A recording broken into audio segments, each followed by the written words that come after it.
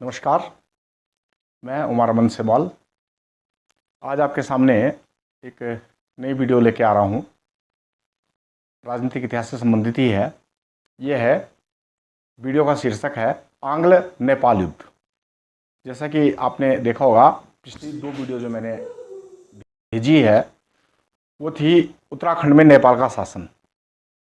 अब नेपालियों को या गोरखों को उत्तराखंड से कैसे भगाया गया अंग्रेजों के द्वारा, वो टॉपिक में चर्चा करने जा रहा हूं, और जिसका शीर्षक है आंग्ल नेपाल युद्ध, अंग्रेजों का नेपाल के साथ युद्ध। और इससे पहले मैं पिछली वीडियो में संदर्भ ग्रंथ नहीं दिखा पाया, आज चर्चा कर रहा हूं जो मैंने गोरखानी के लिए भी पढ़ी और जो आंग्ल नेपाल युद्ध के लिए पढ़ी, और सबका सारगर्भित अध्ययन पिछले 20 सालों से जो भी मैंने किया उसका एक सारांश मैं आपके सामने रख रहा हूं। और डिटेल से पढ़ने के लिए ये पुस्तकें हैं, अन्य पुस्तकें भी हैं, आप संदर्भ ग्रंथ जरूर देखें। कुछ कमी समय रहेगी तो संदर्भ ग्रंथ में मिल जाएगा। तो संदर्भ ग्रंथों के रूप में हिमालय गेजेटियर E.T. एटकिंसन का, और ये प्रकाश थविलाल जी ने इसका हिंदी ट्रांसलेट किया है, गढ़वाल गेजेटियर H.G. वाल्टन का, उसके बाद देहरादून गेजेटियर, ये भी H.G. वाल्टन का है। उसके बाद गोरखानी भाग 2 भाग 1, ये डॉक्टर शिव प्रसाद डबराल की। उसके बाद उत्तराखंड का वही गढ़वाल का इतिहास पंडित हरिकृष्ण तुड़ी जी का, और डॉक्टर यशवंत सिंह खड़ोत जी का उत्तराखंड का नवीन इतिहास। तो कुछ किताबें मेरे पास मौजूद हैं और बहुत सारी किताबें हैं, बहुत समय से नहीं देख पाया हूं, तो इन सब का सारगर्भित अध्ययन मैं आपके सामने रख रहा हूं। जैसे कि हमको पता है 1790 में गोरखों ने कुमाऊं जीत लिया था और 1804 में गढ़वाल जीत लिया था, और 1815 ईस्वी तक वो उत्तराखंड के क्षेत्र में रहे। इसी दौरान उन्होंने क्या किया कि गोरखपुर जिले के बुखाल स्थान पे नेपाली राज्य की सीमा ब्रिटिश हुकूमत से या ब्रिटिश राज्य से जा मिली, और बुखाल परगने में छुटपुट झड़पें होती रहती थी। गोरखे अनाधिकृत तौर से ब्रिटिश राज्य की सीमाओं के अंदर चले जाते थे, या हो सकता है अंग्रेज राइटरों ने ये पूर्वाग्रह में भी लिखा हो। तो जैसा भी है, बुखाल परगने में झड़प हुई और एक कुछ तो शांति वार्ता के दौर चले पर निष्फल रहे। गोरखों ने क्या किया, 19 मई 1814 को मनराल फौजदार के नेतृत्व में बुखाल में पुलिस चौकी पर आक्रमण कर दिया और 18 लोगों को मारा व 6 लोग घायल हो गए। उसके पश्चात कहते हैं कि एक दरोगा ने आत्मसमर्पण भी कर दिया था, लेकिन उसको भी मार डाला। ब्रिटिश सरकार ने नेपाल दरबार को लिखा कि दोषी अधिकारियों को सजा दी जाए, लेकिन नेपाल ने इस पर ध्यान नहीं दिया। अंत में युद्ध की घोषणा हो गई। तत्कालीन समय में भारत में जो ईस्ट इंडिया कंपनी के गवर्नर जनरल थे, लॉर्ड हेस्टिंग या लॉर्ड मोयरा भी कोई कोई कहते हैं, लॉर्ड हेस्टिंग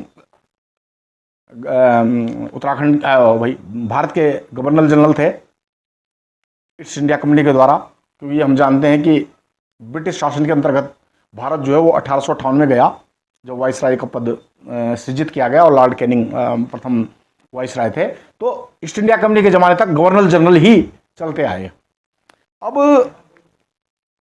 जब लॉर्ड हेस्टिंग ने युद्ध की घोषणा की तो चक्रव्यूह नीति से जो है गोरखों को घेरा गया। लगभग 3 या 4 टुकड़ी सैनिकों की बनाई। प्रथम टुकड़ी जनरल मार्ले के नेतृत्व में, जिसमें 8000 सैनिक थे, ने सीधे नेपाल की ओर कूच किया। ठीक। दूसरी टुकड़ी गोरखपुर से जनरल J.S. वुड के नेतृत्व में और मेजर ग्लेस्पी के नेतृत्व में बैकअप देने के लिए जनरल मार्ले को जनरल J.S. वुड को बैकअप देने के लिए ये टुकड़ियां भेजी गई। अब जनरल ग्लेस्पी को ही देहरादून पे आक्रमण करने की कमान सौंपी गई, और जनरल ग्लेस्पी 3500 सैनिक लेकर 3500 सैनिक लेकर देहरादून में पहुंचा, और यहां पर ऐतिहासिक नालागढ़ का युद्ध हुआ, जिसका वर्णन मैं करने जा रहा हूं। देहरादून में जनरल ग्लेस्पाई ने प्रवेश किया। ग्लेस्पाई का विचार था कि वो पहले श्रीनगर पे आक्रमण करे और अमर सिंह थापा से श्रीनगर खाली करवाए। और इधर से अंग्रेजों की नीति थी कि नाहन पे आक्रमण करके, नाहन हिमाचल में आक्रमण करके अमर सिंह का पुत्र रणजोर सिंह जो नाहन पे कब्जा जमाए हुए बैठा हुआ था 2000 सैनिकों के साथ, उससे नाहन खाली करवाया जाए। तो कहते हैं कि ये नीति जो है कैप्टन है कर्नल ऑक्टरलोनी और गिलेस्पाई की नीतियां थी। जेएस वुड की और मार्ले की नीतियां तो शुरू में फेल रही, लेकिन गिलेस्पाई और ऑक्टरलोनी की नीतियां को काफ़ी सफल रही। तो 3500 सैनिक लेकर गिलेस्पाई जो है देहरादून में जमा उसने एक पत्र भेजा जो अमर सिंह थापा के भतीजा बलभद्र सिंह जो नालागढ़ में 200 सैनिकों के साथ जमा हुआ था। एक पत्र भेजा गया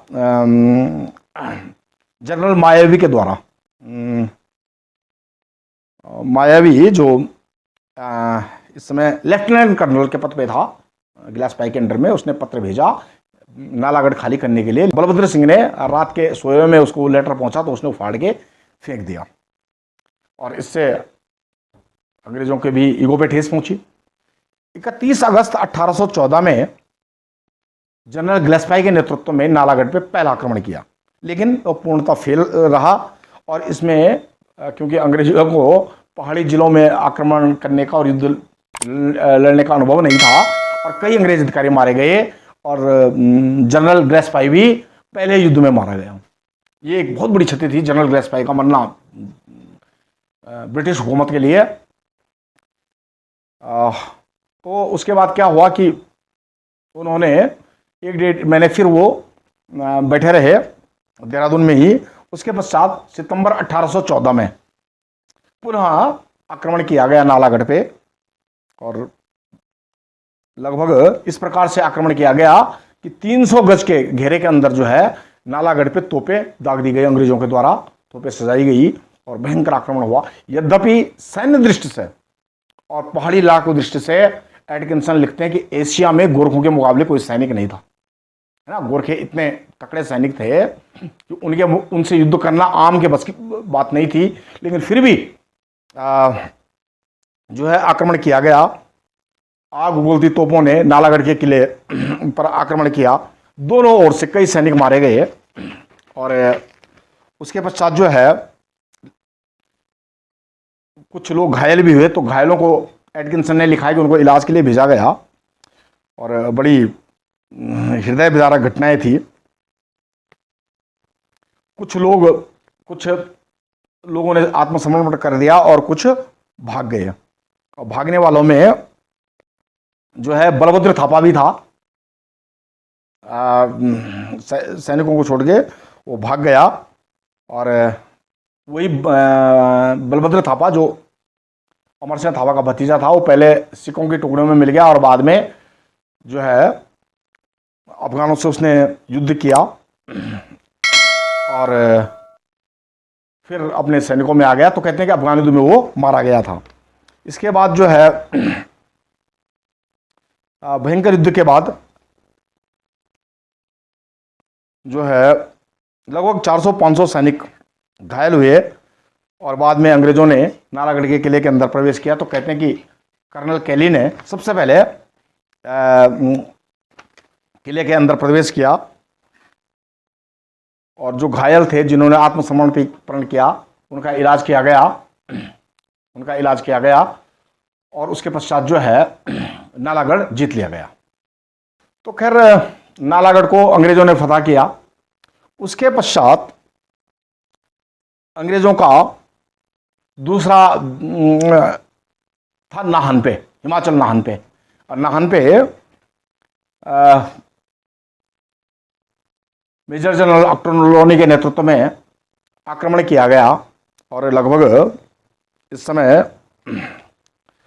ऑक्टरलोनी के पास 4000 सैनिक थे। ठीक, ऑक्टरलोनी ने अमर सिंह थापा का पीछा किया और कई किलों को छोड़ने पर मजबूर किया। गोरखों के कई सेना नायक मारे गए, जिसमें कि उनका एक प्रसिद्ध सेना नायक था भक्ति थापा। भक्ति थापा भी मारा गया। अमर सिंह अंत तक लड़ता रहा। कई सैनिकों ने यह कहा कि गोरखों के कई सैनिक अधिकारियों ने कि आप अक्टरलोनी से समझौता कर लीजिए, लेकिन अमर सिंह थापा समझौते के लिए तैयार नहीं हुआ। अक्टरलोनी लड़ता गया और अंत में 15 मई सन 1815 को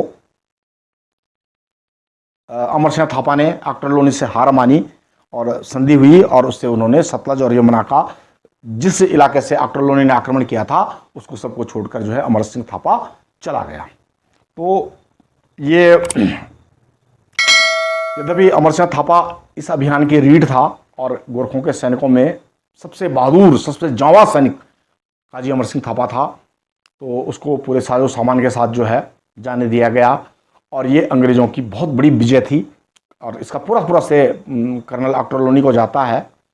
और आगे के भाग में मैं अब चर्चा करूँगा आगे अंग्रेज़ों का कुमाऊँ का अभियान, अल्मोड़ा का अभियान।